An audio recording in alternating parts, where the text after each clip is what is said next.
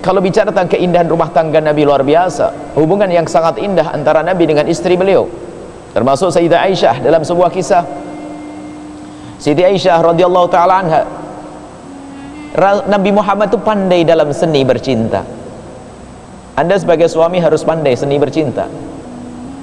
Sampai Nabi mengatakan, Nabi itu senang kalau ada seorang laki-laki mendatangi istrinya seperti binatang yang mendatangi betinanya.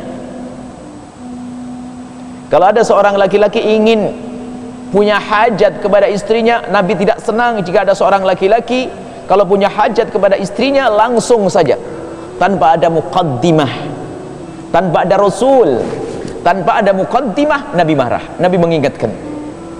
Artinya harus ada muqaddimah, kalimat yang indah diucap oleh seorang suami.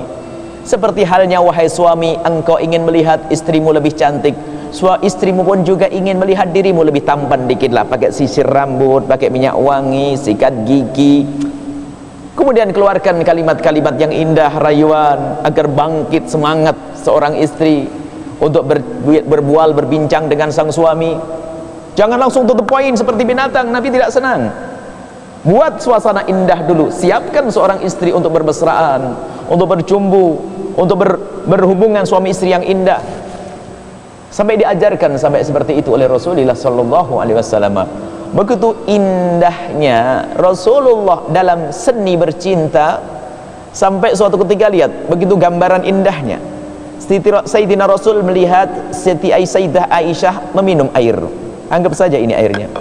Sayyidah Aisyah meminum air di gelas. Rasulullah melihat, ya Aisyah, nawilini iya, nawilini iya. Aisyah, aku minta air yang kau minum, bukan mengambil air yang ada di gelas yang lain. Aku minta air yang kau minum, wahai Aisyah. Siti Aisyah memberikan segelas air yang sudah diminum oleh Siti Aisyah. Separuh diminum, separuh diberikan kepada Rasulullah sallallahu alaihi wasallam. Gelas diambil oleh baginda Nabi sallallahu alaihi wasallam yang sangat mesra, sangat indah. Setelah gelas dipegang oleh Rasulullah, dicari di mana bibir Siti Aisyah nempel di bibir gelas, disitulah dicari, lalu ditempelkan bibir Rasulullah sallallahu alaihi wasallam, menunjukkan kalau beliau tidak jijik, tidak merasa jijik ya, tahu ya, dia tidak suka. Tapi Nabi malah menampakkan di mana bibir Siti Aisyah nempel di gelas, lalu ditempelkan di bibir Rasulullah sallallahu alaihi wasallam. Sampai derajat seperti itu keindahan yang dihadirkan Nabi sallallahu alaihi wasallam. Rumah tangga harus indah. Kalau bahasa sekarang lah, suami istri biasakanlah makan sepiring berdua. Ya sekarang mana makan sepiring berdua? Waktu jadi pengantin saja, itu pun yang nyuruh makan sepiring berdua itu tukang kameramennya yang nyuruh. Kalau sudah punya anak satu, sudah memakannya di ujung sana, duluan sana. So saat istri, bang saya makan duluan, saya tak sabar lapar nih. Sang suami juga begitu. Mana keindahan?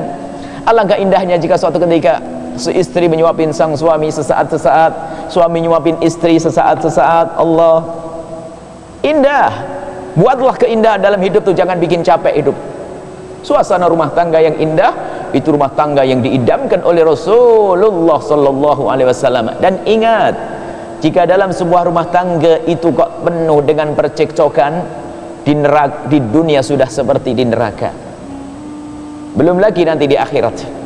Karena kalau percekcokan yang tidak kunjung selesai, percekcokan yang tidak segera diselesaikan, maka itu percekcokan akan masuk wilayah kezaliman, dan kezaliman membawa ke neraka. Makanya yang cekcok di dunia, awas hati-hati, bisa jadi dia adalah ahli neraka. Yang indah di dunia, dialah akan menemukan keindahan nanti di surga. Maka ini muqaddimah. Harga mati rumah tangga harus indah.